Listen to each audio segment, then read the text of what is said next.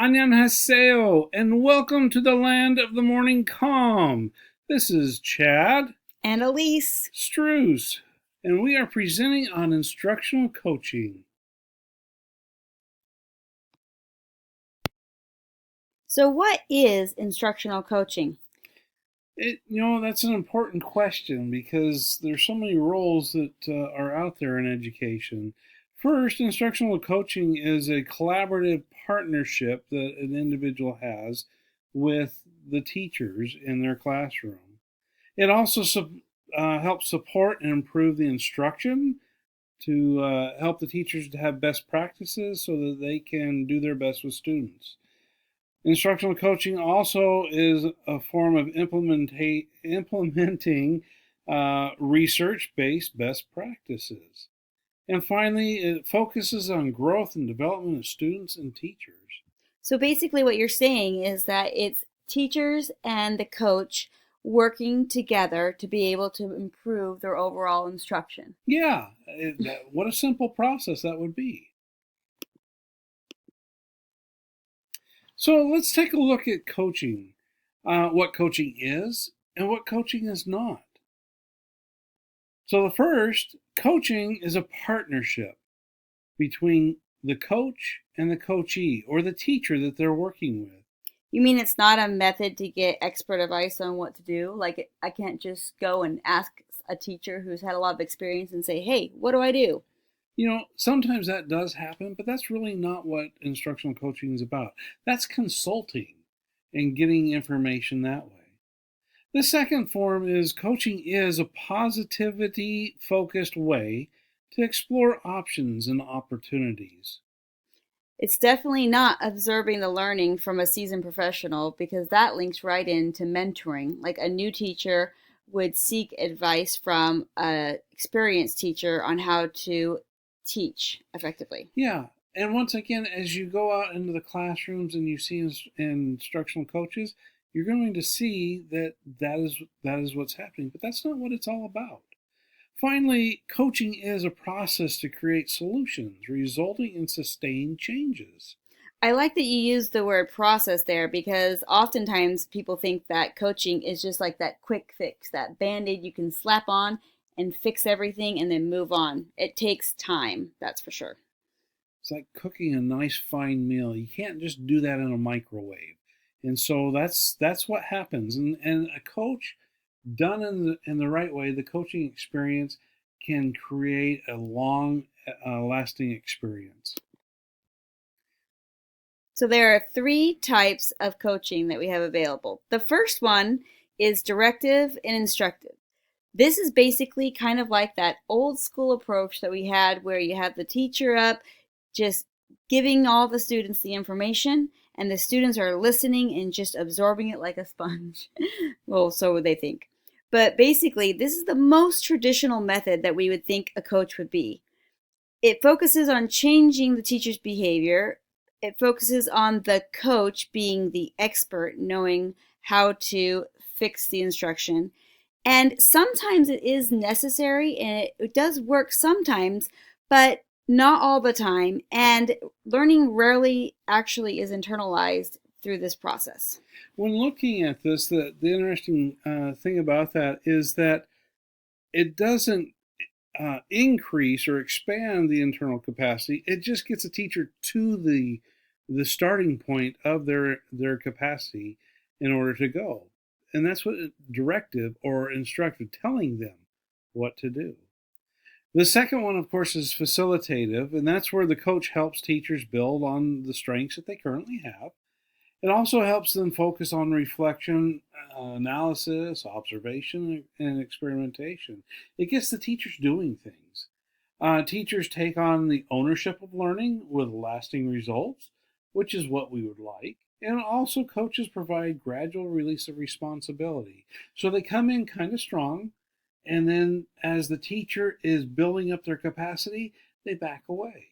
That's just what we teach teachers to do with students. You give them the support at the beginning and then you release it, you scaffold it, you let it go so that they could take on ownership of their own learning. Yeah, that's right. The final one is transformational. Can you explain that one? Yeah, transformational is an interesting concept, and these come from Elena Aguilar from the Art of Coaching. And what she says is that basically transformational is it's a blend of taking the directive and instructive model of coaching and blending it with the facilitative coaching. The key is to know when to use which form. Um, what that requires is that you need to know your teachers. You need to know the ins and outs of how they teach, what's going on in their classrooms, so that you know when it's time to use a directive instructive style and when it's time to use a facilitative style. And so when we are able to use them interchangeably, then we can go in and help each teacher because each teacher is at a different level in their practice of instructional uh, delivery to students. So ultimately, transformational coaching is the one that we want to strive for because you have that relationship with each teacher and you know how to help them and move them forward at their pace, at their level. So there's growth. Yeah, and you'll know when to use which other form in order to help them the best. So there's many roles of instructional coaches. We're just going to cover a few here. One of the roles that instructional coaches have with teachers is the collaborator. Basically, that's through a partnership based on trust and respect. It offers support, encouragement to help teachers reach their fullest potential, and having them, which then in turn impacts student achievement. The second one is running professional development. Professional development is a key in teacher learning, and there's many ways to do professional development. Um, that can be done either through a faculty meeting, lunchtime learning sessions, or even smaller department presentations, or it could be done throughout the whole school when there's a specific day set aside for professional development. Can the coach come into the classroom and offer professional development through They can modeling do Scaffolding? individualized professional development, and that's a great opportunity to do that. And they can do those in little spurts throughout the week or throughout the month or units that are going on. The next one is researching and curating. Um, it's important that the instructional coach learn innovative instructional practices and be able to understand them and help teachers integrate them into the classroom. This area here is where a lot of technology is used, learning different programs and educational gaming to be able to hone in those skills on a teacher standpoint so that they can help the students have success. Also, with the curating, some instructional coaches are lead curators. Their job basically is to weed through what they call the jungle of resources that are out there. And there's tons of resources out there that it can overwhelm an educator. And so it's their job to kind of go through and find the best research based practices and get those to the teacher and then become a subject matter expert in that area. Publicizing is the next one. That's where this helps the teacher or the school create positive online footprints. Now, sometimes we'll talk about Facebook or Twitter, and that we might even have a educational technologist that might do that in our building. A lot of times that doesn't happen. But with that, an instructional coach is in the classroom knowing all the positive things that are going on, even more so than an administrator. And so that allows them to be able to put those things out there to notify parents and stakeholders of the great things that are going on.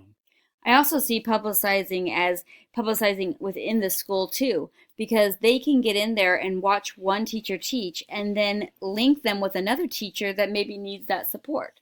So they can publicize that this teacher has a great method that will help instruction, and then the other teachers could gravitate and observe that as well. Excellent. That's so true.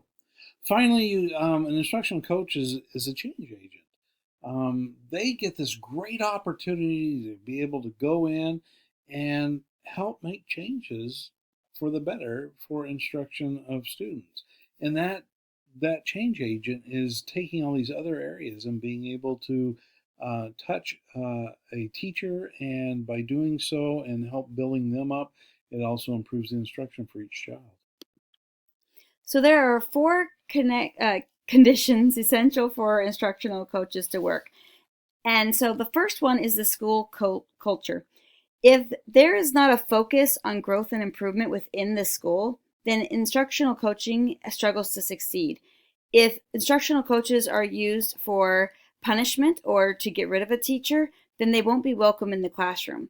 But if you have a culture where instruction growth and improvement is like the number one focus, then teachers are more welcoming to the instructional coach because they know that by showing that they have a weakness and asking for help, it's not going to affect their overall performance. They're going to work harder to make those changes. The next one would be structure for collaboration, which basically means to make sure you have time for teachers to collaborate with the coach. A lot of times we get stuck in our busy days and our routines that if we don't set aside that time specifically for collaboration, it most likely always gets pushed to the side and never happens. So it's important to set that time aside. The next one is principal view of coaching.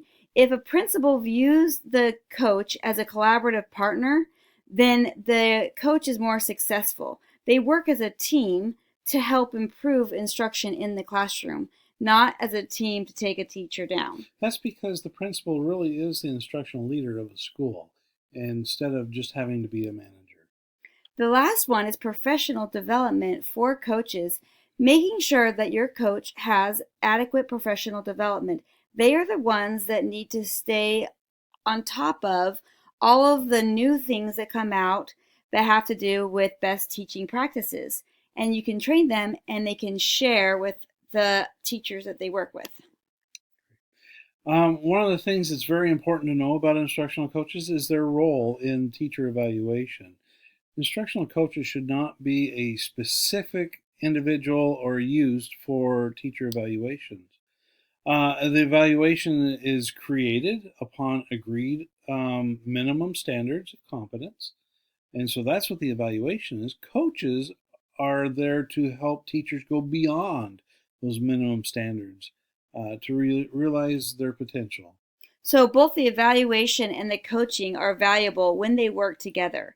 But when they're kind of pushed together and blended, then they actually hurt each other because you're trying to use them for the wrong purpose.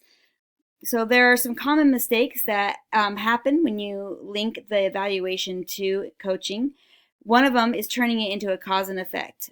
Basically, if you are linking, because you're doing a poor job in the evaluation, you must have the instructional coach come into your classroom. It's not going to be well liked. That's a cause and effect relationship.